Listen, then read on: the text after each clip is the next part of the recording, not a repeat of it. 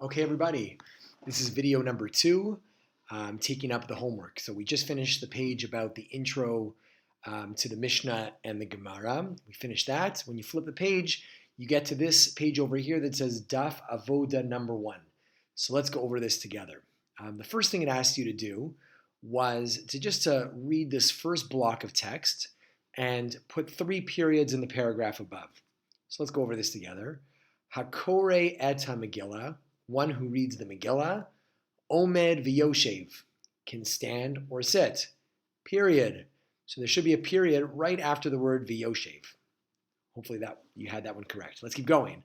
Kra echad, if one person read. Kra'u shnaim, if 2 people read. Yatsu, they are both yotze. They are both yotze, period. That's period number 2. And finally, makom shenagu livarech, yivarech, a place where the custom is to make a bracha, he should make a bracha. V'shelo livarech, lo yivarech. And if it's not to make a bracha, he shouldn't make a bracha, period. So the third period will be right after the word yivarech over here. And that gives you 3 periods in that section of text. Very good. Let's go on to the questions. In your own words, what 3 halachot did this first section of the Mishnah teach? Hopefully everyone got this correct.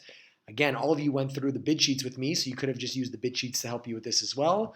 Halacha 1 is, again, you could have said, again, in your own words, there's not one right way of saying this, but essentially it's saying something along the lines of, when you read the Megillah, you can do it standing or sitting.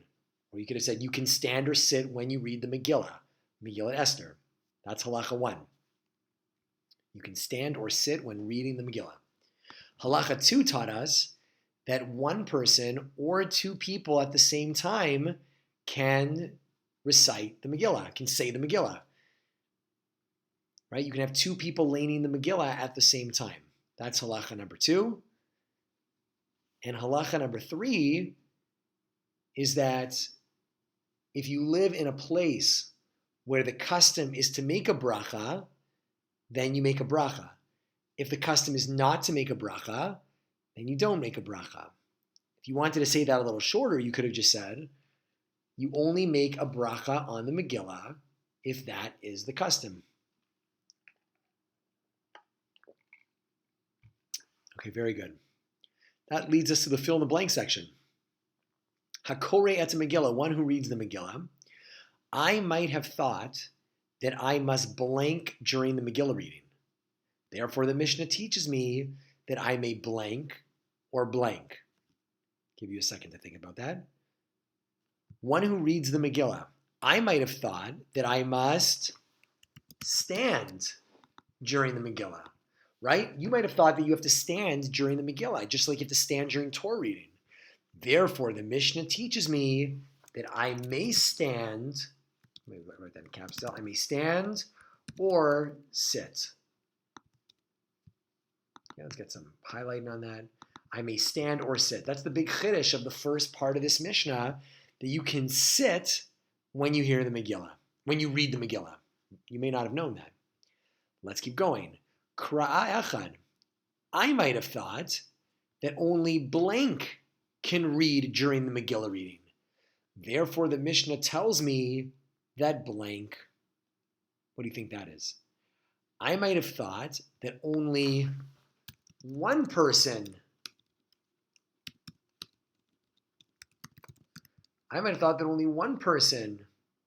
pick a different color. Oops, a little too much color. I might have thought that only one person can read during the Megillah reading. Therefore, the Mishnah tells me that 2 people can read at the same time. Right? The Mishnah teaches me that 2 people can read, and I would really add the word at the same time. That's the big chidush over here.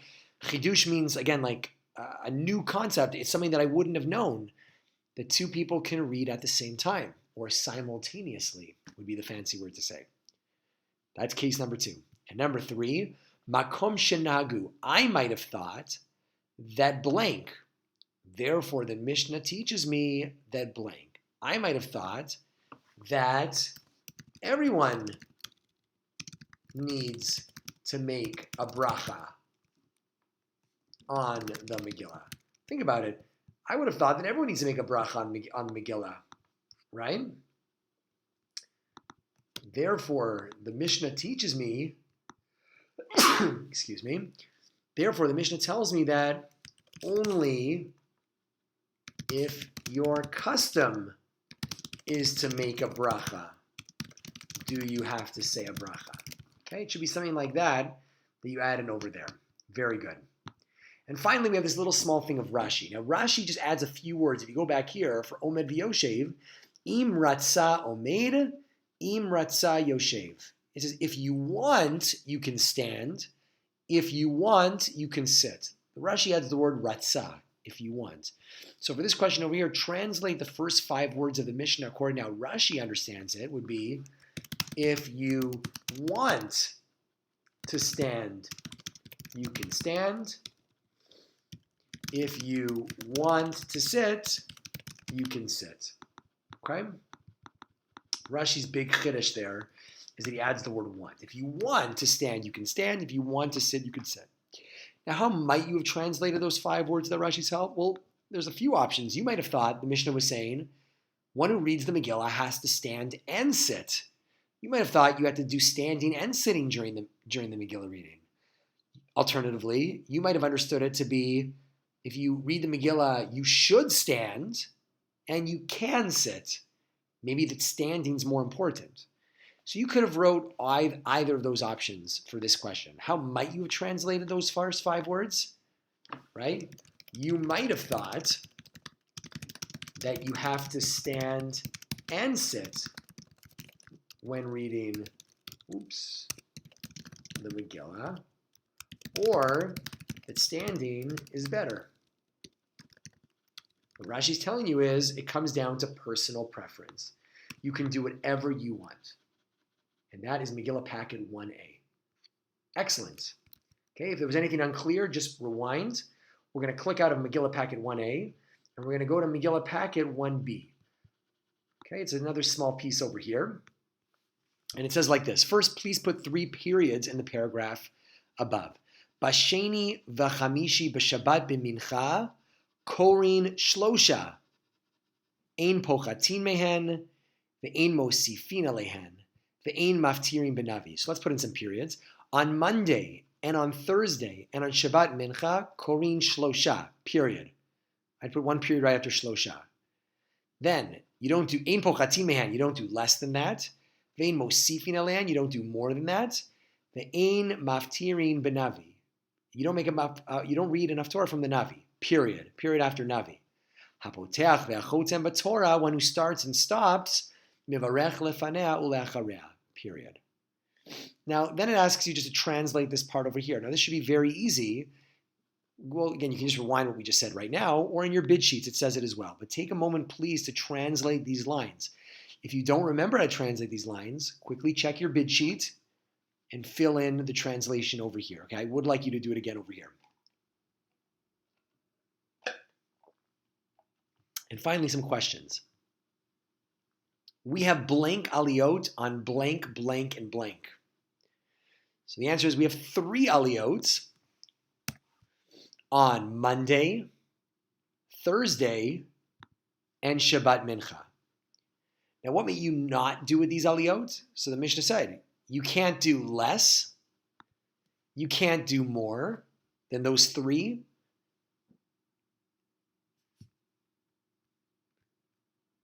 You could also add, you could say we don't make a haftorah from the Navi here, but I guess specifically about the aliyot, we don't add and we don't subtract from those aliyot. That's what you could answer for number 2. And finally, we have this fancy chart. It looks very scary, but the truth is, it's pretty straightforward, and it just goes through the Mishnah. This is actually nice to have when we have a test or a quiz, which I hope to have coming up next week. This will be just a good chart to refer to. Occasion, what it means is what day, choose one of the days the Mishnah talks about. Fill in the number of aliyot. Can you subtract? That's yes or no. Can you add? Yes or no. And do we read haftorah? Yes or no. So the different options in the Mishnah were, so we had Monday. Let's just make this a little bit nicer. Go like this. Get some blue in over here. I just like the color blue. Alrighty, Monday, Thursday. I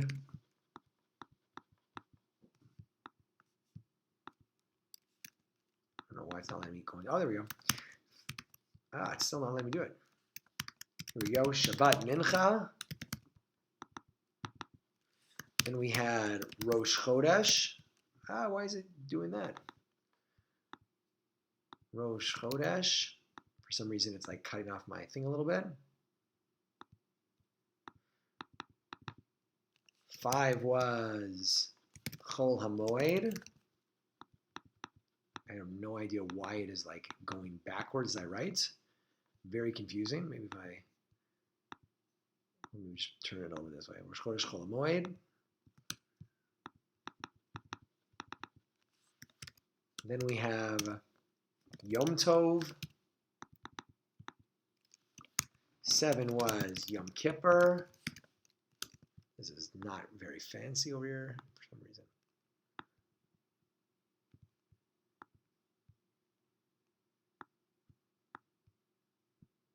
Okay.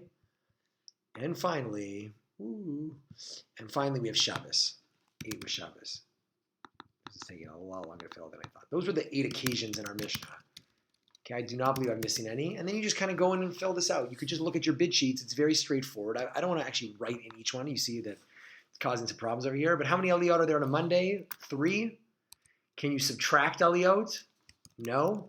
Can you add aliyot? No. Do we read Haftorah? No. So Thursday and Shabbat Mincha are exactly the same.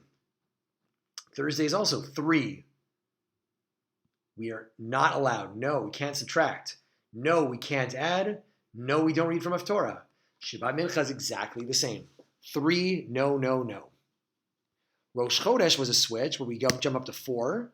Can you subtract? No. Can you add? No. Do we read Haftorah?